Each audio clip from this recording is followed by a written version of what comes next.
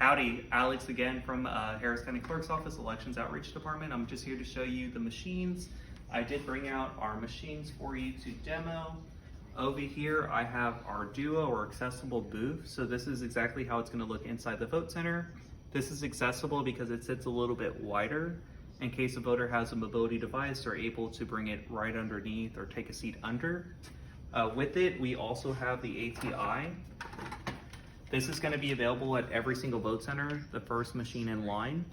This is the tactile switches. It also has Braille for any voters who are visually impaired or needs audio narration. It is going to read everything on the headphones.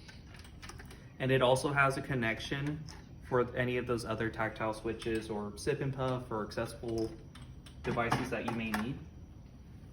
So on the Duo, after you've been checked in, this one's a bit modified because I can't carry it at all in my car, but after you get checked in, the qualifying clerk is going to give you a little code. You'll enter it on your Duo. It's going to look exactly like this. You'll touch to get started. The great thing about these devices is that it gives you detailed instructions on how to move forward, different visual cues. Notice how the green arrows light up to let me know, hey, I got to put my ballot paper inside. So I'm going to go ahead and feed it inside. As soon as it starts feeding in and I see that green check mark, that means I'm good to go. It's asking me for accessibility features because I'm at the first Duo. I'm just going to skip straight to voting.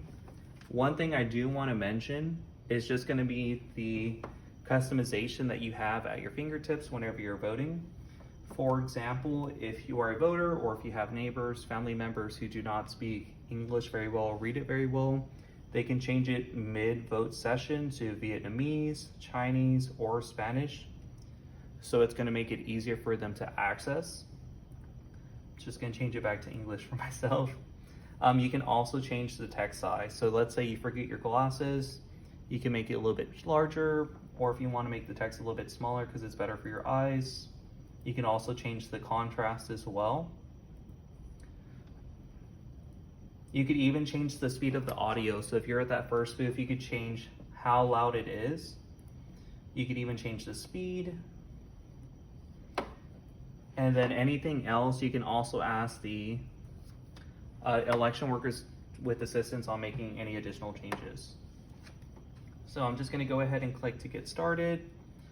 This one, we're deciding between Captain Hook, Peter Pan. Captain Hook?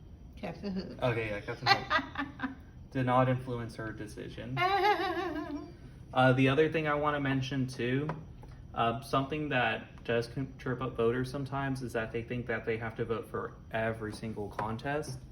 If they do not feel informed enough or do not want to make a decision on this specific race, they also have the option to skip that race as well.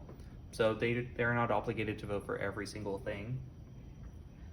I think you like Santa Claus. Santa Claus. Santa Claus for sure. All right. And although it looks like it, you cannot select multiple. Unfortunately, it's just going to be one or the other. Bugs Bunny. Bugs Bunny, yes. And once you get to the very end, anytime you go into vote, it's going to give you a little summary of everything you voted for. You have the option to go back to any specific ballot measure. I want to vote for Jack Black. And then I can go back to the summary page. Once you're ready, you can go ahead and hit print. And it's going to do all the work for you. We're almost out. And this one, you're just going to go ahead and wait for it. It's going to take a couple seconds, but it's going to go ahead and print off all your choices.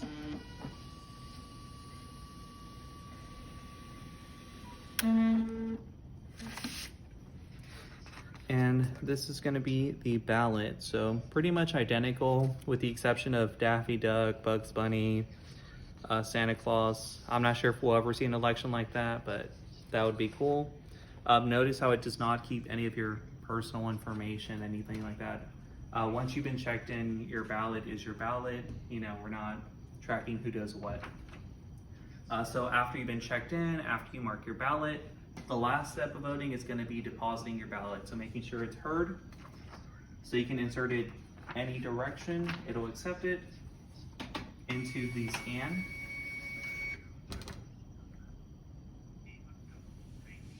And once it's been accepted, you're going to see the American flag, and you're done. You're good to go.